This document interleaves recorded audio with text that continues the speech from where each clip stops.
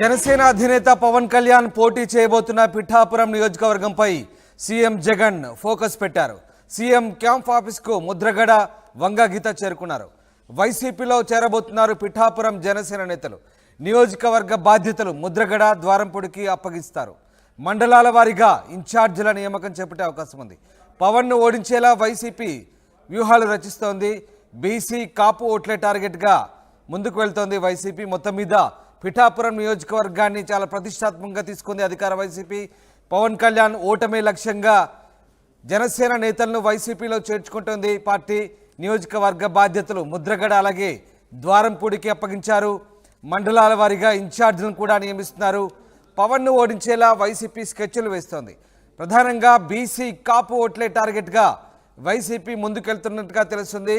ఇందుకు గాను మండలాల వారీగా ముఖ్యమైన నాయకులకు బాధ్యతలపై ఓట్లను రాబట్టే పనిలో ఉంది అధికార వైసీపీ. ఇక ముద్రగడ వంగ గీత ఇప్పటికే సీఎం క్యాంప్ ఆఫీస్ చేరుకున్నారు. పిఠాపురంలో అనుసరించాల్సిన వ్యూహంపై ముఖ్యమంత్రితో చర్చించబోతున్నారు.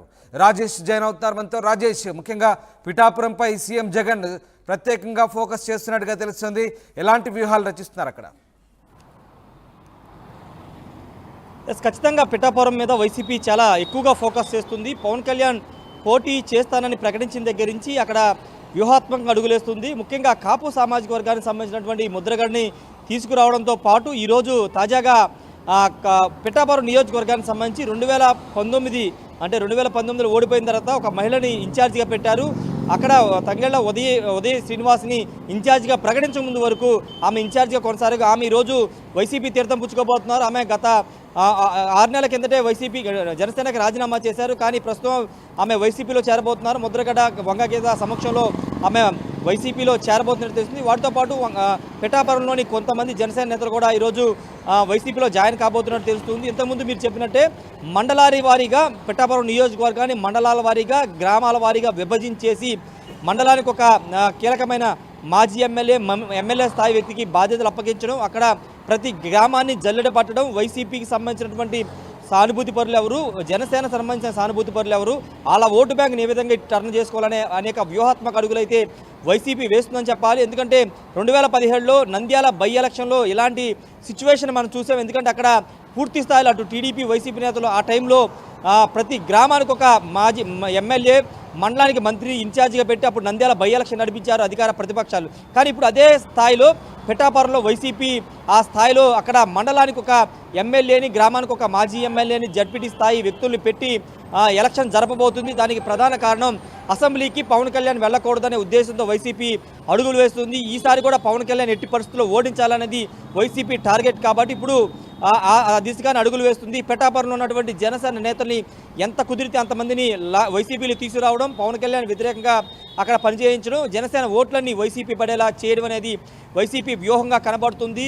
ఇంకొక ముఖ్యమైన విషయం ఏంటంటే ముద్రగడ పద్మనాభానికి సంబంధించినటువంటి ఆయన స్వస్థలం కూడా పిఠాపురం నియోజకవర్గం కాకపోయినా పక్కనే పిఠాపురం నియోజకవర్గాన్ని ఆనుకుని కిర్లంపూడి ఉంటుంది. కాబట్టి ఆయన కూడా పిఠాపురంలోనే ఎక్కువ పనిచేసే అవకాశం ఉంది. కాపు సామాజిక వర్గాలు ఉన్నటువంటి నియోజకవర్గాల ముద్రగడ ప్రచారం చేసినప్పటికీ ఎక్కువ శాతం పిఠాపురం మీద ఆయన కాన్సన్ట్రేషన్ ఉండే అవకాశం కనబడుతుంది. అయితే నిన్న పవన్ కళ్యాణ్ ఒక కీలక వ్యాఖ్య చేశారు.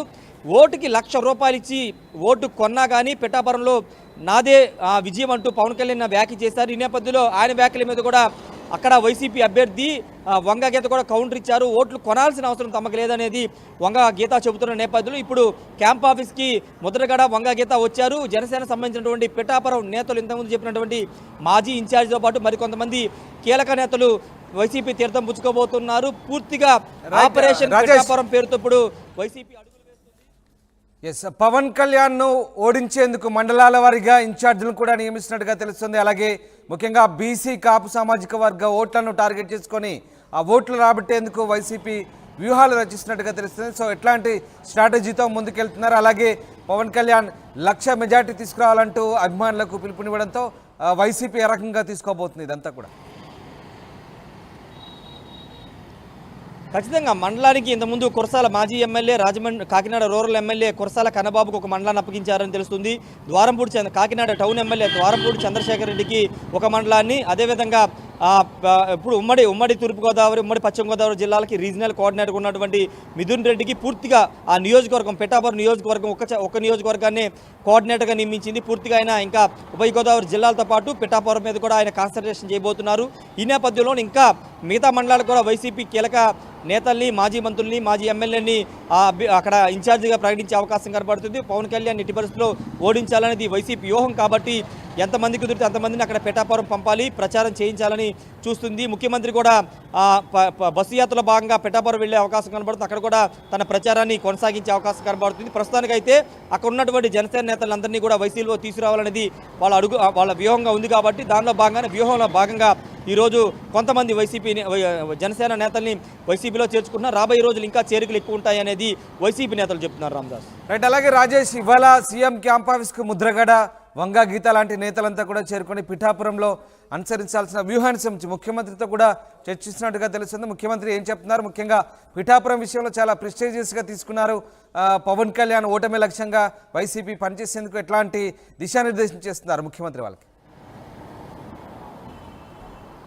ప్రస్తుతానికి క్యాంప్ ఆఫీస్కి చేరుకున్నారు. ఇంకా ముఖ్యమంత్రితో భేటీ కాలేదు. మరి కాసేపట్లోనే భేటీ అయితే జరిగే అవకాశం కనబడుతుంది. అంటే పవన్ కళ్యాణ్ చేసిన వ్యాఖ్యలకు సంబంధించి వైసీపీ కొంత ఆగ్రహంగా ఉందని చెప్పాలి. ఎందుకంటే జగన్ని ఇంటికి పంపిస్తాను, యుద్ధంలో ఓడిస్తానంటూ పవన్ కళ్యాణ్ శపథం చేశారు. తన పేరు పవన్ కళ్యాణ్ కాదు, తన పార్టీ జనసేన కాదంటూ తాడేపల్లిగూడెం సభలో సభా వేదిక కొన్ని కీలక వ్యాఖ్యలు చేశారు. ఆ వ్యాఖ్యలు చేసిన దగ్గర నుంచి కూడా కొంత వైసీపీ పవన్ కళ్యాణ్ని ఓడించాలనే భావనలో ఉంది. దానిలో భాగంగానే ఆయన పిఠాపురం సెలెక్ట్ చేసుకున్న తర్వాత వెంటనే అక్కడ అడుగులు వేస్తుంది. ముద్రగడను తీసుకోవడం కానీ, తర్వాత అక్కడ అంతకుముందే వంగా గీతాన్ని కాపు సామాజిక వర్గానికి సంబంధించిన బలమైన మహిళా నేత వంగా గీతాన్ని తీసుకురావడం కానీ, లేకపోతే తర్వాత మండలాలకు ఇన్ఛార్జీలు ప్రకటించి కానీ, మిథున్ రెడ్డిని కోఆర్డినేటర్గా పెట్టడం కానీ, ఇవన్నీ కూడా పవన్ కళ్యాణ్ ఓడించే వ్యూహంలో భాగంగానే చెప్పాలి. ఇప్పుడు ముద్రగడని వంగా గీతాన్ని తీసుకురావడం, లేకపోతే అక్కడ జనసేన పార్టీకి సంబంధించిన నేతల్ని పార్టీలో తీసుకోవడం కూడా పూర్తిగా పిఠాపురంలో వైసీపీని జనసేన ఓడించాలని, పవన్ కళ్యాణ్ ఓడించాలనేది ప్రధాన లక్ష్యంగా వైసీపీ పెట్టుకుందని చెప్పాలి. Right. Thank you very much Rajesh. Thanks for the update. ఇది మొత్తం మీద పిఠాపురం నియోజకవర్గంపై వైసీపీ స్పెషల్ ఫోకస్ పెట్టింది. సీఎం క్యాంప్ ఆఫీస్కు ముద్రగడ, వంగా గీత చేరుకున్నారు. కొద్దిసేపట్లో ముఖ్యమంత్రితో భేటీ అవుతారు. పవన్ కళ్యాణ్ ఓటమి లక్ష్యంగా అధికార వైసీపీ వ్యూహాలు రచిస్తోంది. మండలానికి ఒక ముఖ్య నేతకు బాధ్యతలు అప్పచెప్పబోతుంది. పూర్తిగా ఇన్ఛార్జీలను నియమించబోతుంది. పవన్ కళ్యాణ్ ఓడించేలా వైసీపీ స్కెచ్లు వేస్తోంది. బీసీ కాపు ఓటే టార్గెట్గా వైసీపీ ముందుకు వెళ్తోంది.